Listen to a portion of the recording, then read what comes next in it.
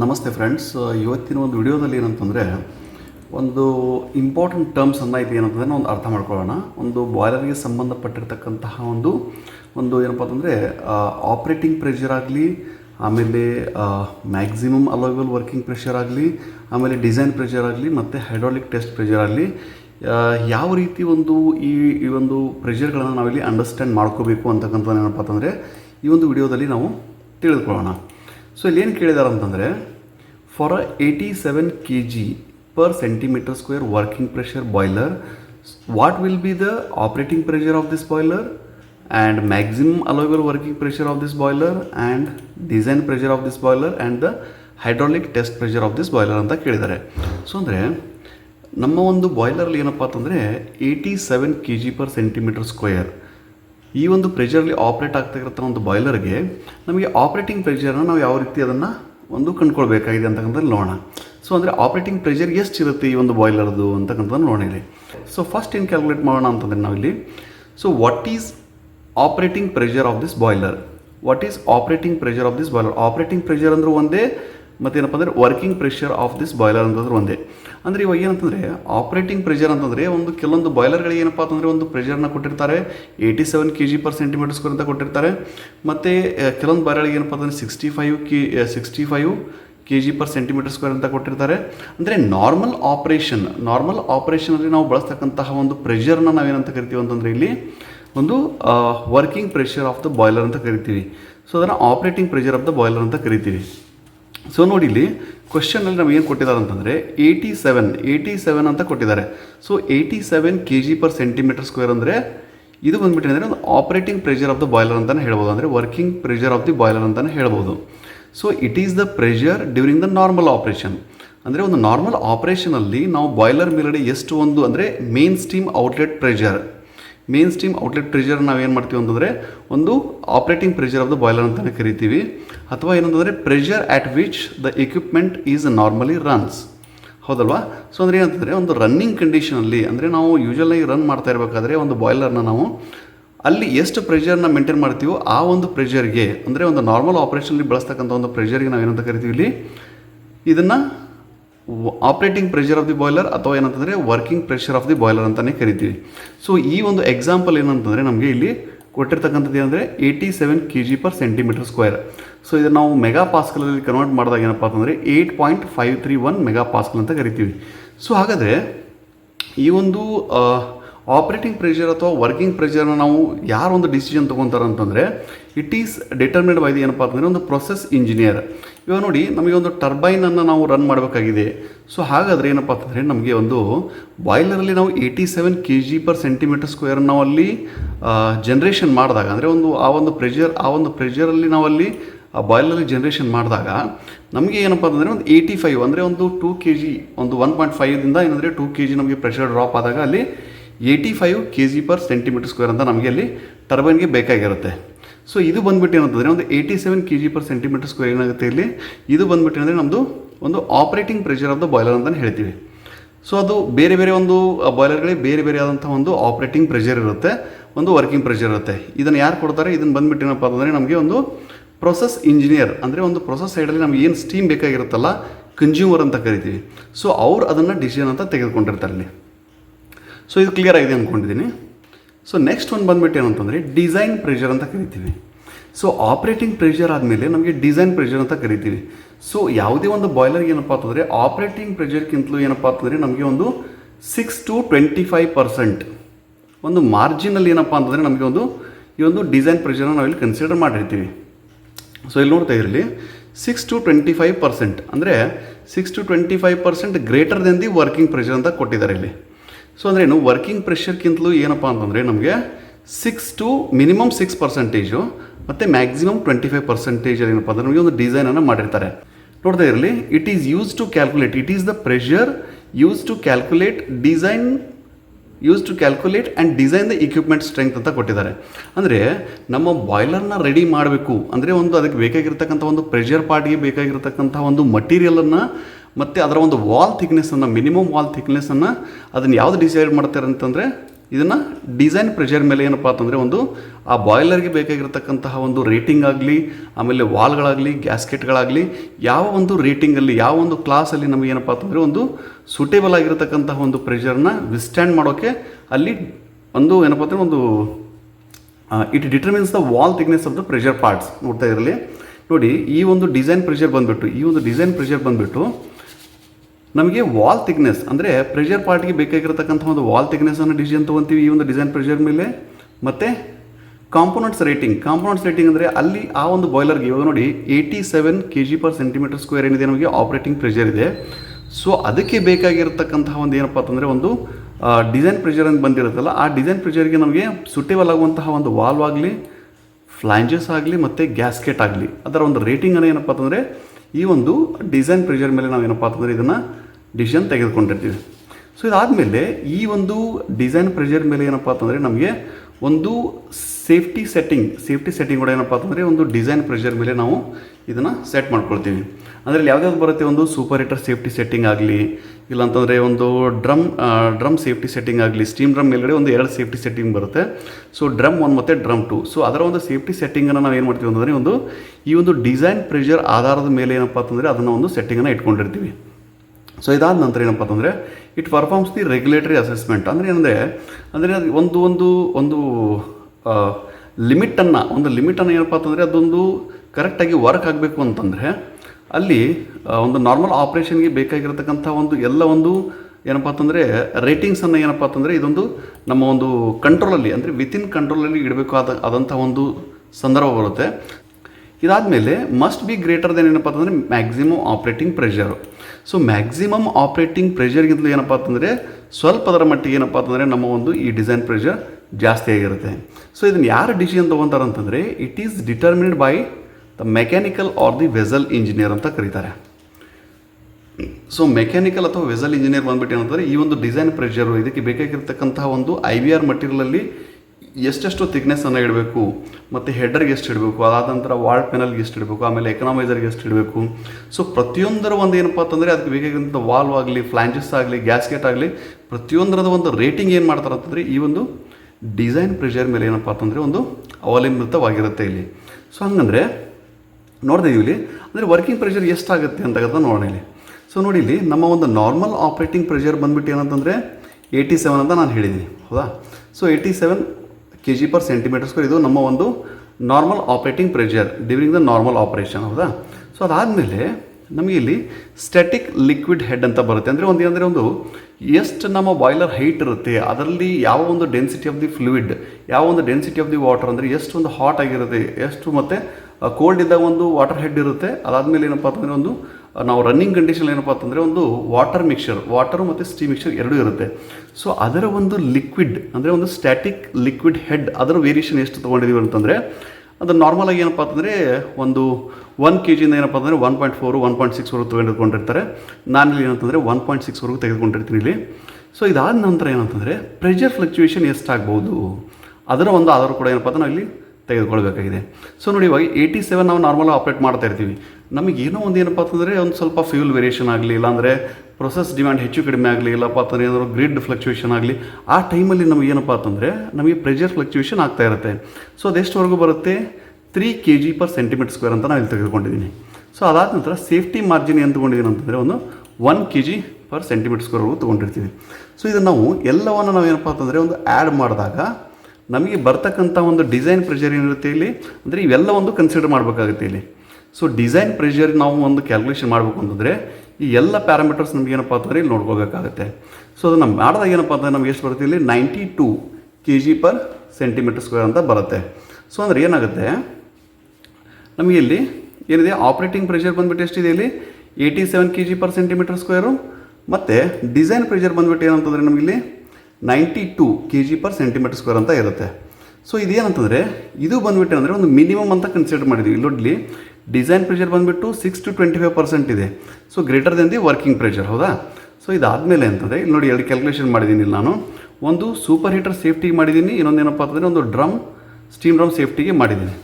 So ಇಲ್ಲಿ ನೋಡ್ತಾ ಇದ್ದೀರಾ ನಮ್ಮ ಒಂದು ವರ್ಕಿಂಗ್ ಪ್ರೆಷರ್ಗೆ ನಾನು ಇದೊಂದು ಮಲ್ಟಿಪ್ಲಿಕೇಶನ್ ಫ್ಯಾಕ್ಟರ್ ನಾನು ಏನಪ್ಪ ಅಂತಂದರೆ ನನ್ನ ಒಂದು ಅನುಭವದಲ್ಲಿ ಏನು ಬಂದಿರತಕ್ಕಂತಹ ಒಂದು ಕ್ಯಾಲ್ಕುಲೇಷನ್ ಇದೆಯಲ್ಲ ಅದನ್ನು ನಾನು ಇಲ್ಲಿ ತೆಗೆದುಕೊಂಡಿರ್ತೀನಿ. ಸೊ ಇಲ್ಲಿ ನೋಡ್ತಾ ಇದ್ದೀರಿ ನೀವು ಇಲ್ಲಿ ಅಂದರೆ 6.5% ನಾನು ಇಲ್ಲಿ ತೊಗೊಂಡಿರ್ತೀನಿ. 6.5% ನಾನು ಇಲ್ಲಿ ತೆಗೆದುಕೊಂಡಿದ್ದೀನಿ. ಸೊ 1.065 ಮಾಡಿದಾಗ ಇದನ್ನು 87 × 1.065 ಮಾಡಿದಾಗ ನಮಗೆ 92.65 kg/cm².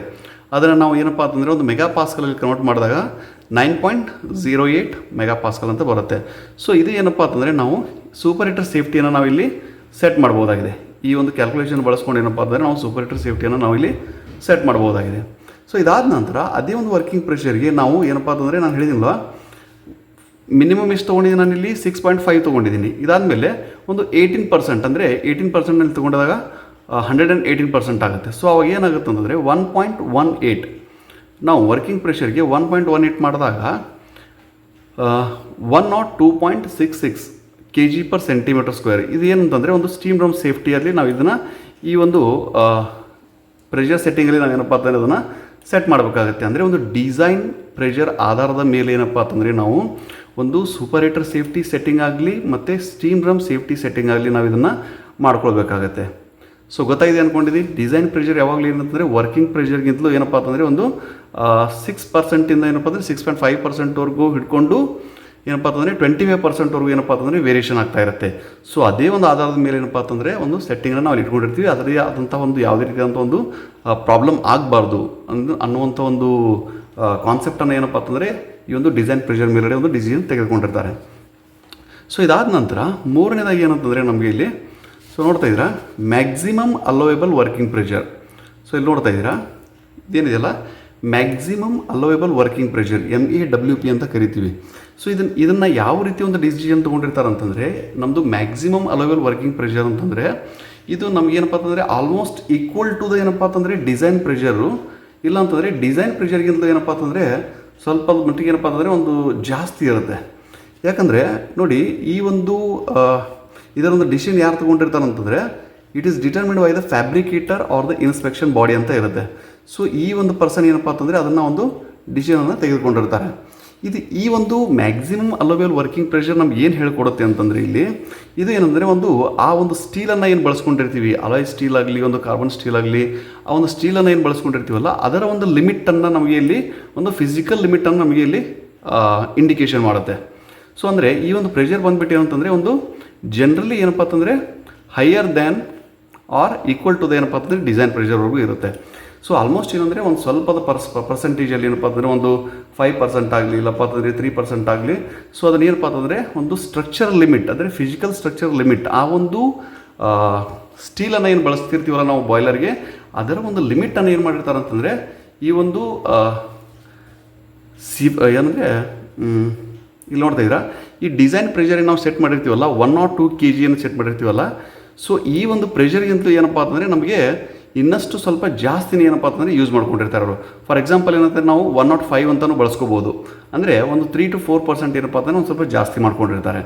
ಸೊ ಅದನ್ನು ಏನಪ್ಪ ಅಂತಂದರೆ ಇದನ್ನು ಮ್ಯಾಕ್ಸಿಮಮ್ ಅಲೋವೇಬಲ್ ವರ್ಕಿಂಗ್ ಪ್ರೆಷರ್ ಅಂತ ನಾವು ಕರಿತೀವಿ ಅದನ್ನು. ಓಕೆ. ಸೊ ಇದಾದ ನಂತರ ಒಂದು ಎಕ್ಸಾಂಪಲ್ ಇಲ್ಲಿ ಕೊಟ್ಟಿದ್ದೀನಿ ನನಗೆ ಅದರ ಒಂದು ಮ್ಯಾಕ್ಸಿಮಮ್ ಅಲೋವೇಬಲ್ ವರ್ಕಿಂಗ್ ಪ್ರೆಷರ್ನ ಯಾವ ರೀತಿ ಕ್ಯಾಲ್ಕುಲೇಷನ್ ಮಾಡ್ತೀವಿ ಅಂತ ಇಲ್ಲಿ ಕೊಟ್ಟಿದ್ದಾರೆ. ಸೊ ಇಲ್ಲಿ ನೋಡ್ತಾ ಇರಲಿ ಫಾರ್ಮುಲಾ ಬಂದುಬಿಟ್ಟು ಏನಂತಂದರೆ ನೋಡಿ ಫಾರ್ಮುಲಾ ಬಂದುಬಿಟ್ಟು ಟೆನ್ಸೈಲ್ ಸ್ಟ್ರೆಂತ್ TS ಅಂದರೆ tensile strength into minimum required wall thickness. T ಅಂದರೆ ಮಿನಿಮಮ್ ರಿಕ್ವೈರ್ಡ್ ವಾಲ್ ಥಿಕ್ನೆಸ್. ಈ ಬಂದುಬಿಟ್ಟು ಏನಂತಂದರೆ ನಮಗೆ ವೆಲ್ಡ್ ಜಾಯಿಂಟ್ ಎಫಿಷಿಯನ್ಸಿ ಅಥವಾ ಜಾಯಿಂಟ್ ಎಫಿಷಿಯನ್ಸಿ ಅಂತ ಕರಿತೀವಿ. ಅಂದರೆ ಒಂದು ವೆಲ್ಡಿಂಗ್ ಏನು ಮಾಡಿರ್ತಾರಲ್ಲ ಆ ವೆಲ್ಡಿಂಗಲ್ಲಿ ಬರ್ತಕ್ಕಂಥ ಒಂದು ಜಾಯಿಂಟ್ ಎಫಿಷಿಯನ್ಸಿ ನಮಗೆ ಎಲ್ಲಿವರೆಗೂ ಬರುತ್ತೆ ಅಂತಕ್ಕಂಥದ್ದು. ಇದಾದ ನಂತರ ಏನಪ್ಪ ಅಂತಂದರೆ ನಮಗೆ ಒಂದು inside radius of the boiler ಕಾಂಪೋನೆಂಟನ್ನು ಯಾವುದಾದ್ರೂ ತೊಗೊಳ್ಳೋಣ. ಇವಾಗ ಏನಪ್ಪ ಅಂತಂದರೆ ಒಂದು ಡ್ರಮ್ ಆಗಲಿ ಇಲ್ಲಾಂತಂದರೆ ಒಂದು ಹೆಡರ್ದಾಗಲಿ ಇಲ್ಲಾಂತಂದರೆ ಒಂದು ಟ್ಯೂಬದಾಗಲಿ. ಸೊ ಅದರ ಒಂದು ರೇಡಿಯಸ್ಸು ಮತ್ತು ಪ್ಲಸ್ 0.6 ಟೈಮ್ಸ್ ಆಫ್ ದ ಏನಪ್ಪ ಅಂತಂದರೆ ಒಂದು minimum wall thickness required. So ಇದನ್ನು ಮಾಡಿದಾಗ ಏನಂತಂದರೆ ನೋಡಿ ಇಲ್ಲಿ ನಾವಿಲ್ಲಿ ಟೆನ್ಸೈಲ್ ಸ್ಟ್ರೆಂತನ್ನು ಎಷ್ಟು ಕನ್ಸಿಡರ್ ಮಾಡಿದ್ದಾರೆ 130 ಮೆಗಾ ಪಾಸ್ಕಲ್ ಅಂತ ಕನ್ಸಿಡರ್ ಮಾಡಿದ್ದಾರೆ. ಮತ್ತು ಥಿಕ್ನೆಸ್ ಬಂದುಬಿಟ್ಟು ಅಂದರೆ 20 mm ಇದೆ. ಮತ್ತು ಜಾಯಿಂಟ್ ಎಫಿಷಿಯನ್ಸಿ ಅಂದರೆ ಇದೊಂದು ನಮಗೆ ಏನಪ್ಪ ಅಂತಂದರೆ ಫಾರ್ ಕಂಪ್ಲೀಟ್ಲಿ ಸೀಮ್ಲೆಸ್ ಒಂದು ನಾವು ತೆಗೆದುಕೊಂಡಾಗ ಇದರೊಂದು ಫ್ಯಾಕ್ಟರ್ ಏನು ಬರುತ್ತೆ ಇಲ್ಲಿ 1 ಅಂತ ಬರುತ್ತೆ. ಸೊ ಇದಾದ ನಂತರ ನಮಗೆ ಒಂದು ರೇಡಿಯಸ್ ಏನು ಕೊಟ್ಟಿದ್ದಾರೆ ಇಲ್ಲಿ inside radius of the boiler ಕೊಟ್ಟಿದ್ದಾರೆ 245 mm ಅಂತ ತೊಗೊಂಡಿದ್ದೀವಿ. ಅದಾದ ನಂತರ 0.6 ಇದೊಂದು ಏನಪ್ಪ ಅಂತಂದರೆ ನಮಗೆ ಒಂದು multiplication factor into 20 mm. So ಇದು ನಾವು ಕ್ಯಾಲ್ಕುಲೇಷನ್ ಮಾಡಿದಾಗ ನಮಗೆ 10.11 ಮೆಗಾ ಪಾಸ್ಕಲ್ ಅಂತ ಬರುತ್ತೆ.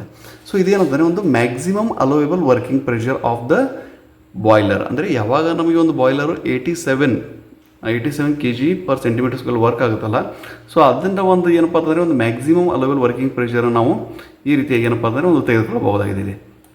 ಅಂದರೆ ಇದು ಬಂದುಬಿಟ್ಟು ಏನಂದರೆ ನಮ್ಮ ಒಂದು ಡಿಸೈನ್ ಪ್ರೆಷರ್ಗಿಂತಲೂ ಜಾಸ್ತಿ ಇರುತ್ತೆ. ಸೊ ನೋಡ್ತಾ ಇರಲಿ ಇಲ್ಲಿ ಡಿಸೈನ್ ಪ್ರೆಷರ್ ಎಷ್ಟು ಬಂದಿದೆ, ಇಲ್ಲಿ 10.06 MPa ಅಂತ ಇದೆ. ಸೊ ಅದೇ ರೀತಿಯಾಗಿ ಇಲ್ಲಿ ನೀವು ಇಲ್ಲಿ ನೋಡ್ತಾ ಇದ್ದೀರಾ, ಇದು 10.11 MPa ಅಂತ ಇದೆ. ಅಂದರೆ ಏನಂತಂದರೆ ಆ ಒಂದು ಬಳಸಿರ್ತಕ್ಕಂಥ ಮಟೀರಿಯಲ್ ಒಂದು ಸ್ಟ್ರೆಂತ್ ಏನಿರುತ್ತಲ್ಲ, ಆ ಸ್ಟ್ರೆಂತ್ ಬಂದುಬಿಟ್ಟು ಏನಪ್ಪ ಅಂತಂದರೆ ಒಂದು ಇಲ್ಲಿವರೆಗೂ ವಿಸ್ಟ್ಯಾಂಡ್ ಮಾಡುತ್ತೆ ಅಂತಕ್ಕಂಥದ್ದು. ಸೊ ಇದಾದ ನಂತರ ಏನಂತಂದರೆ ನಾಲ್ಕನೇದಾಗಿ ಏನಪ್ಪ ಅಂತಂದರೆ ಒಂದು ಹೈಡ್ರಾಲಿಕ್ ಟೆಸ್ಟ್ ಪ್ರೆಷರ್ ಅಂತ. ಸೊ ಹೈಡ್ರಾಲಿಕ್ ಟೆಸ್ಟ್ ಪ್ರೆಷರ್ ನಾವು ಏನಕ್ಕೆ ಯೂಸ್ ಮಾಡ್ತೀವಿ ಅಂತಂದರೆ, ಯಾವಾಗ ನಮಗೆ ಒಂದು ಹೊಸದಾಗಿ ಒಂದು ಬಾಯ್ಲರ್ ನಾವು ಇರೆಕ್ಷನ್ ಮಾಡ್ಕೊಂಡಿರ್ತೀವಿ, ಆವಾಗಲೂ ಕೂಡ ಏನಪ್ಪ ಅಂತಂದರೆ ಹೈಡ್ರಾಲಿಕ್ ಟೆಸ್ಟ್ ಮಾಡ್ತೀವಿ. ಇಲ್ಲ ಅಂತಂದರೆ ಯಾವಾಗಾದರೂ ನಮಗೆ ಒಂದು ಬಾಯ್ಲರ್ನ ನಡೆಸ್ತಾ ಏನಾದರೆ ಇಯರ್ಲಿ ಇನ್ಸ್ಪೆಕ್ಷನ್ ಆಗ್ತಾ ಇರುತ್ತೆ ಒಂದು ಬಾಯ್ಲರ್ ಇನ್ಸ್ಪೆಕ್ಟರ್ ಕಡೆಯಿಂದ. ಸೊ ಆವಾಗಲೂ ಕೂಡ ಏನಪ್ಪ ಅಂತಂದರೆ ಅವರ ಮೇರೆಗೆ ಏನಪ್ಪ ಅಂತಂದರೆ ಪ್ರತಿ ಒಂದು ವರ್ಷಕ್ಕೆ ನಮಗೆ ಅದರ ಒಂದು ಹೈಡ್ರಾಲಿಕ್ ಟೆಸ್ಟ್ ಇನ್ಸ್ಪೆಕ್ಷನ್ ಆಗ್ತಾ ಇರುತ್ತೆ. ಆವಾಗಲೂ ಕೂಡ ಏನಪ್ಪ ಅಂತಂದರೆ ನಾವು ಹೈಡ್ರಾಲಿಕ್ ಒಂದು ಟೆಸ್ಟ್ ಪ್ರೊಸೀಜರ್ನ ಮಾಡಿ ತೋರಿಸ್ಬೇಕಾಗುತ್ತೆ ಅವರಿಗೆ. ಸೊ ಇಲ್ಲಿ ನೋಡ್ತಾ ಇದ್ದಾರೆ, ಇದರಲ್ಲಿ ಒಂದು 2 ಕೇಸ್ ತೊಗೊಂಡಿದ್ದೀನಿ ನಾನು. ಅಂದರೆ ಕೇಸ್ 1 ಬಂದುಬಿಟ್ಟು ಏನಂದರೆ ಒಂದು ಫಾರ್ ಅ ನ್ಯೂಲಿ ಇರೆಕ್ಟೆಡ್ ಬಾಯ್ಲರ್. ಅಂದರೆ ಒಂದು ಹೊಸದಾಗಿ ಇರೆಕ್ಷನ್ ಆಗಿರತಕ್ಕಂತಹ ಒಂದು ಬಾಯ್ಲರ್ನ ನಾವು ಹೈಡ್ರಾಲಿಕ್ ಟೆಸ್ಟ್ ಪ್ರೆಷರ್ಗೆ ಒಳಪಡಿಸಬೇಕಂತಂದರೆ ಅದಕ್ಕೆ ಒಂದು ಫಾರ್ಮುಲಾ ಬಂದುಬಿಟ್ಟು ಏನಂದರೆ 1.5 ಟೈಮ್ಸ್ ದ ಡಿಸೈನ್ ಪ್ರೆಷರ್ ಅಂತ ಕೊಟ್ಟಿರ್ತಾರೆ ಇಲ್ಲಿ. ಸೊ ನೋಡಿ ಇಲ್ಲಿ 1.5 ಟೈಮ್ಸ್ ದ ಡಿಸೈನ್ ಪ್ರೆಷರ್, ಅದರ ಒಂದು ದೀಡ್ ಪಟ್ಟು ಏನಪ್ಪ ಅಂತಂದರೆ ಒಂದು ಡಿಸೈನ್ ಪ್ರೆಷರ್ದ ಒಂದು ದೀಡ್ ಪಟ್ಟನ್ನು ನಾವು ತೆಗೆದುಕೊಂಡಾಗ 153 kg per centimeter square gauge ಅಂತ ಕೊಟ್ಟಿರ್ತಾರೆ. ಸೊ ಅಂದರೆ ಎಲ್ಲಿವರೆಗೂ ನಾವು ಇದನ್ನು ಹೊಸದಾಗಿ ಒಂದು ಇರೆಕ್ಷನ್ ಆಗಿರತಕ್ಕಂಥ ಒಂದು ಬಾಯ್ಲರ್ಗೆ ನಾವು ಹೈಡ್ರಾಲಿಕ್ ಟೆಸ್ಟ್ ಮಾಡಬೇಕು ಅಂತಂದರೆ ಸೊ ಏನು ಮಾಡಬೇಕಾಗುತ್ತೆ ಅಂದರೆ 1.5 times the design pressure. So ಪ್ರತಿಯೊಂದು ಬಾಯ್ಲರ್ಗೆ ಅದಕ್ಕೆ ಆದಂಥ ಒಂದು ಡಿಸೈನ್ ಪ್ರೆಷರ್ನ ಕೊಟ್ಟಿರ್ತಾರೆ. ಸೊ ಅದನ್ನು ನೋಡ್ಕೊಂಡು ಏನಪ್ಪ ಅಂತಂದರೆ ಒಂದು 1.5 ಮಲ್ಟಿಪ್ಲಿಕೇಶನ್ ಮಾಡಿದಾಗ ಅಲ್ಲಿ ನಮಗೆ ಒಂದು ಡಿಸೈನ್ ಪ್ರೆಷರ್ ಸಿಗುತ್ತೆ. ಸೊ ಇಲ್ಲಿ ಏನಪ್ಪ ಅಂತಂದರೆ ನಮಗೆ ಡಿಸೈನ್ ಪ್ರೆಷರ್ ಸಿಕ್ಕಿರೋದು ಎಷ್ಟಿದೆ, ಇಲ್ಲಿ 102 kg per centimeter square ಅಂತ ಇದೆ. ಸೊ ಇದನ್ನು ಮಲ್ಟಿಪ್ಲಿಕೇಶನ್ ಮಾಡಿದಾಗ ಏನಪ್ಪ ಅಂತಂದರೆ ನಮಗೆ 153 kg per centimeter square gauge ಅಂತ ನಾವಿಲ್ಲಿ ಅಪ್ ಟು 153 ಏನಪ್ಪ ಅಂತಂದರೆ ನಾವು ಇದನ್ನು ಒಂದು ಹೈಡ್ರಾಲಿಕ್ ಟೆಸ್ಟ್ ಪ್ರೊಸೀಜರ್ ಮಾಡಿ ಏನಪ್ಪ ಅಂತಂದರೆ ನಾವು ಗೇಜಲ್ಲಿ ಆ ಒಂದು ಪ್ರೆಷರ್ನ ನಾವು ಬಾಯ್ಲರ್ ಇನ್ಸ್ಪೆಕ್ಟರ್ಗೆ ತೋರಿಸ್ಕೊಡ್ಬೇಕಾಗುತ್ತೆ ಅಲ್ಲಿ.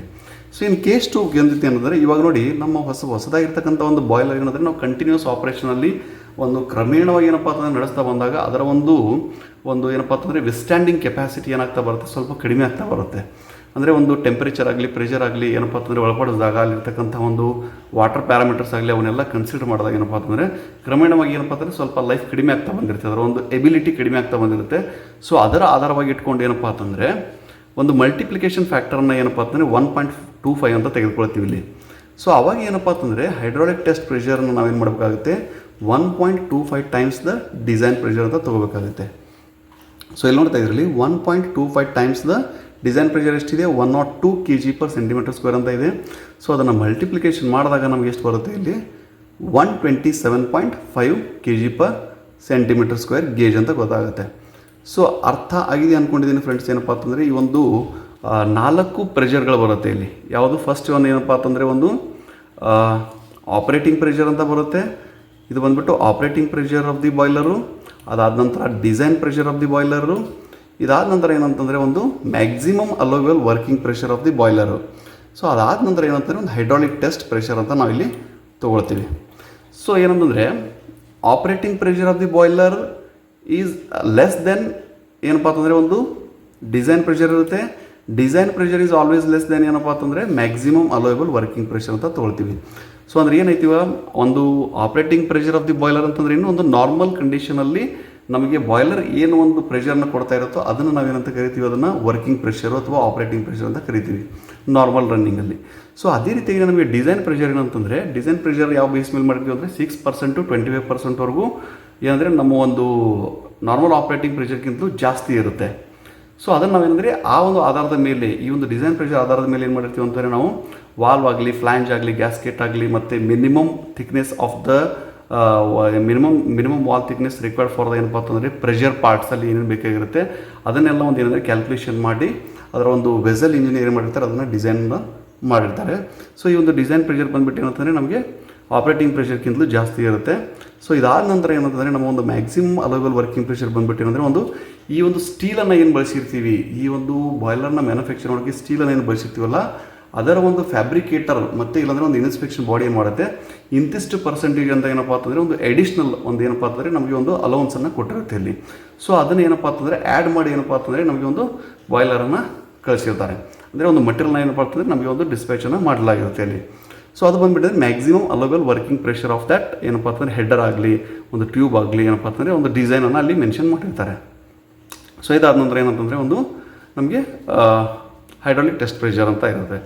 ಸೊ ಇದು ಬಂದುಬಿಟ್ಟು ಏನಂದರೆ ಒಂದು ಇಂಪಾರ್ಟೆಂಟ್ ಏನಂದರೆ ಈ ಒಂದು 4 ಪ್ಯಾರಾಮೀಟರ್ ಏನಿದೆಯಲ್ಲ ಪ್ರತಿಯೊಂದು ನಿಮ್ಮ ಒಂದು ಬಾಯ್ಲರ್ ಸೆಕ್ಷನಲ್ಲಿ ಏನಪ್ಪ ಅಂತಂದರೆ ಒಂದು ನೋಡಬೇಕಾದಂತಹ ಈ ಒಂದು ಒಂದು 4 ಪ್ಯಾರಾಮೀಟರ್ಸ್ ಅಂತಲೇ ಹೇಳ್ಬೋದು. ಸೊ ಇದನ್ನು ನೀವೇನಪ್ಪ ಅಂತಂದರೆ ಏನಾದರೂ ಡೌಟ್ಸ್ ಇದ್ದರೆ ನಿಮಗೆ ಇನ್ನಷ್ಟು ಮಾಹಿತಿಯೊಂದು ಏನಪ್ಪ ಅಂತಂದರೆ ಒಂದು ನಾನು ನೆಕ್ಸ್ಟ್ ವೀಡಿಯೋದಲ್ಲಿ ಮತ್ತೆ ಸಿಗ್ತೀನಿ. ಮತ್ತು ಏನಾದರೂ ಡೌಟ್ಸ್ ಇದ್ದರೆ ಕಾಮೆಂಟ್ಸ್ ಮಾಡಿ, ಕಾಮೆಂಟ್ಸಲ್ಲಿ ಮತ್ತೆ ಡಿಸ್ಕಸ್ ಮಾಡೋಣ. ಇಲ್ಲಾಂದರೆ ನನ್ನ ಫೋನ್ ನಂಬರ್ ಕೂಡ ಏನಪ್ಪ ಅಂದರೆ ಅವೈಲೇಬಲ್ ಇರುತ್ತೆ, ನೀವು ಎನಿ ಟೈಮ್ ಬೇಕಾದ್ರೂ ಕಾಲ್ ಮಾಡ್ಬೋದು. ಸೊ ಏನಪ್ಪ ಅಂತಂದರೆ ಒಂದು ಡಿಸ್ಕಸ್ ಮಾಡೋಣ, ಏನಂತಾರೆ ಜೊತೆಗೂಡಿ ಏನಪ್ಪ ಅಂತಂದರೆ ಒಂದು ಕಲಿಯೋಣ. ಇಷ್ಟ ಆಗಿದೆ ಅಂದ್ಕೊಂಡಿದ್ದೀನಿ ಫ್ರೆಂಡ್ಸ್. ಏನಪ್ಪ ಅಂತಂದರೆ thanks for your time. Thank you.